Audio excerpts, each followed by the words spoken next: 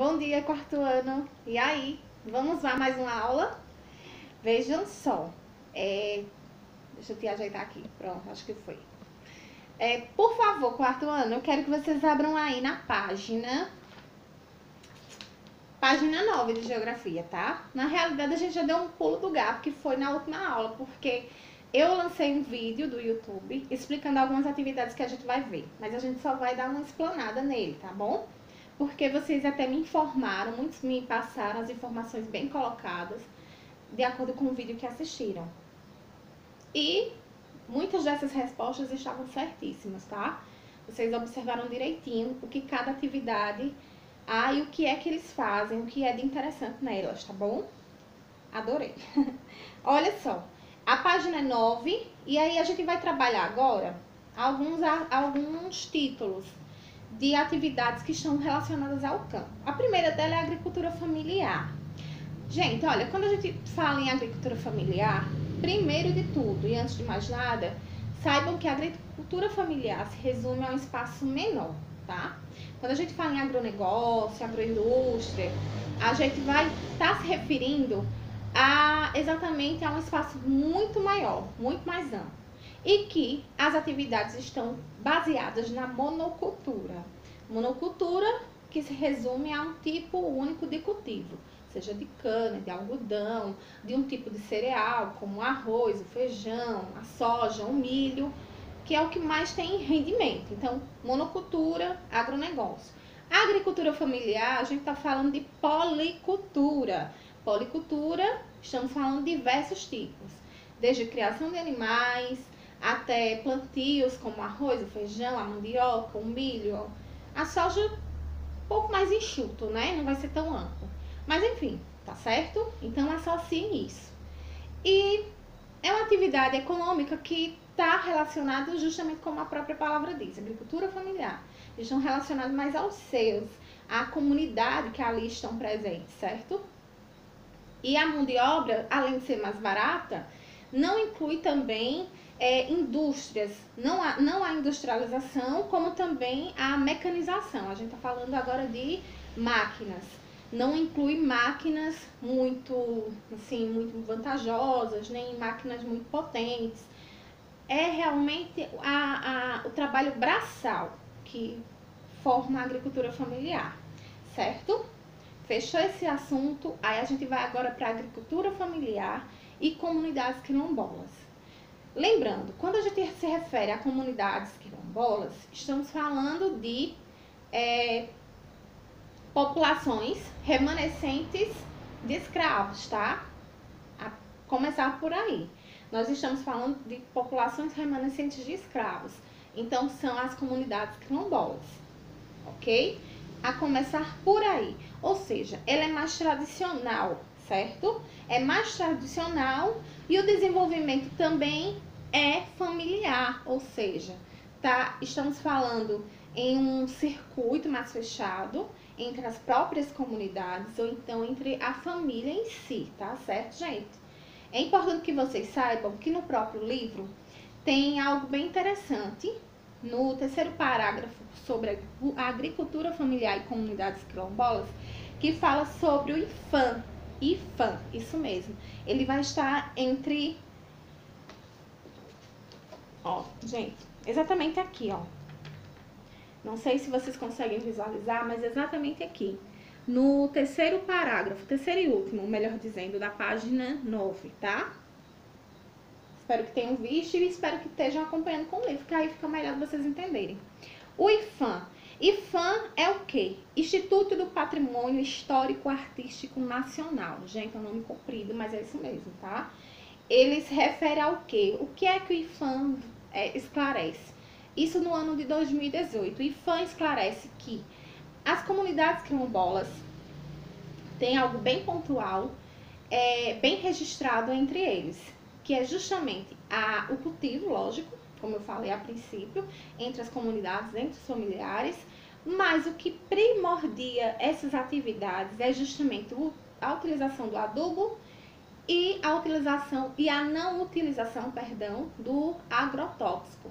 Gente, quando eu falo adubo, Eu não sei, mas se alguém já teve a oportunidade de frequentar um sítio, principalmente aqui por perto, ou alguém que tenha um tio, uma avó, algum familiar que costuma criar animais ou então cultivar, seja lá até um coentro, algo bem mais simplesinho, vocês observarão que não haverá o uso de agrotóxico. E o que vai fertilizar aquele chão para que as plantas se desenvolvam será adubo. Geralmente, alguns adubos mais utilizados, assim, de forma bem geral, mais popular, são as fezes da vaca. As fezes da vaca seca. As fezes de vaca sendo secas, certo, gente? Que são, a gente chama de esterco, certo? Eles são mais usados para o cultivo. O adubo mais comum a todos, né? De alguma forma todos vão conhecer. Mas também existem inúmeros. Existem, assim, por exemplo, o adubo orgânico, que também é muito conhecido. Geralmente são cascas de frutas, de verduras que deveriam ser descartados. E eles são armazenados de forma adequada e são colocados na terra, também de forma adequada, para que virem adubos e fortaleça o solo para que possa essa planta se desenvolver, ou então esse cultivo realmente crescer e, enfim, dar frutos, verduras, entre outros, tá? E não utilizam agrotóxico.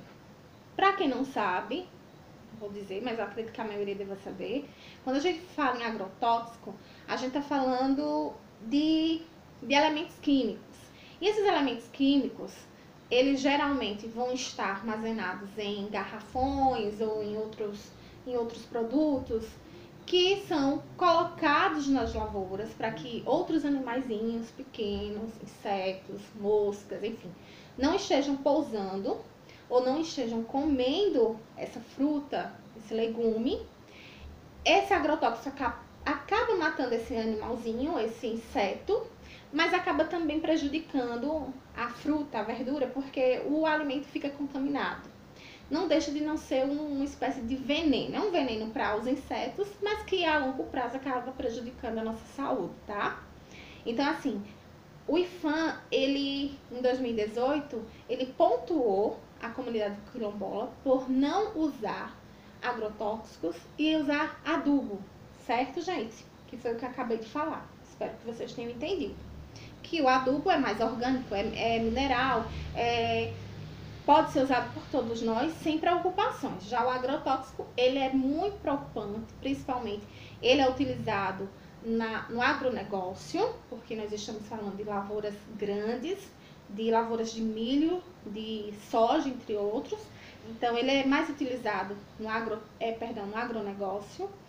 E sim, infelizmente prejudica a nossa saúde. A gente acha que não, mas prejudica. E acabamos consumindo sim, tá? Na página 10, a gente fala sobre a pecuária. Gente, pecuária a gente tá falando de animais, a criação de animais. E estamos falando de bovinos, equinos, suínos, caprinos, aves, entre outros. Rebanhos, estamos falando desses rebanhos. Bois, cabras, cavalos, enfim. Esses animais, por sua vez, nos fornecem alimento e derivados. Quando eu digo derivados, derivado do leite, o queijo, a manteiga, o couro, né, que fabrica roupas de couro, a ovelha, que por sua vez a lã, e assim por diante, tá, gente? A carne, inúmeras coisas.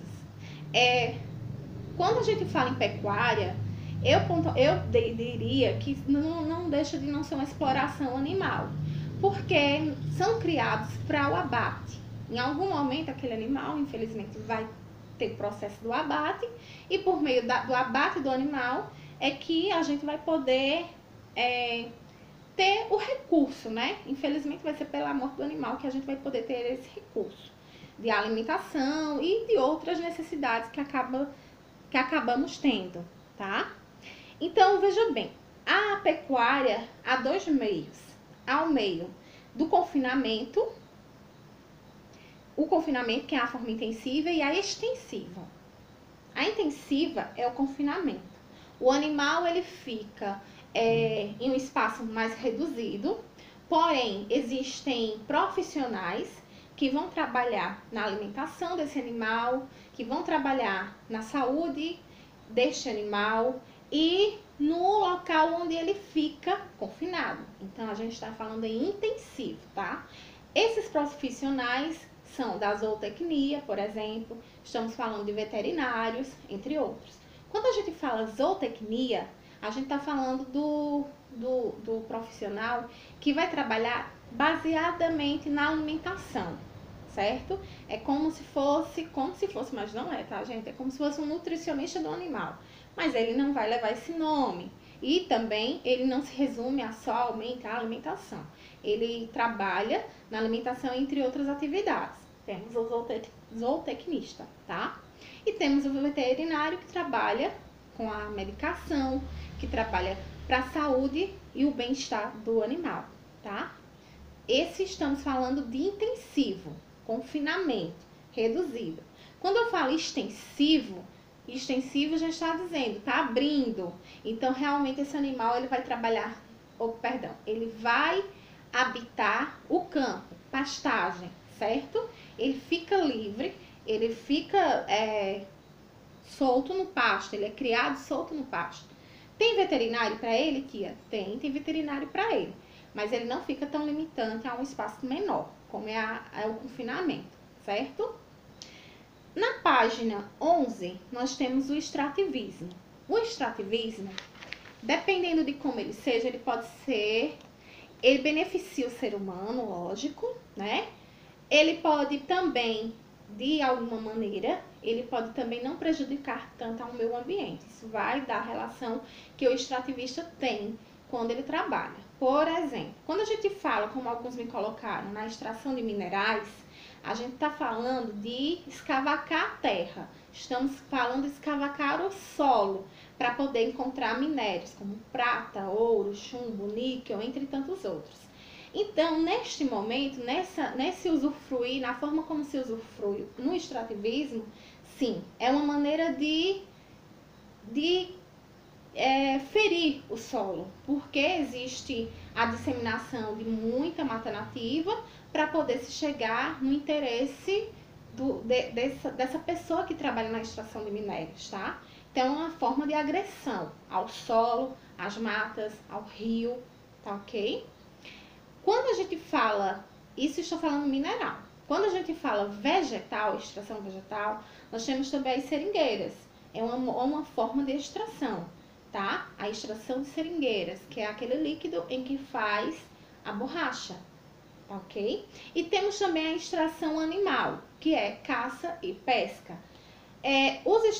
O extrativismo geralmente é muito utilizado pelos indígenas.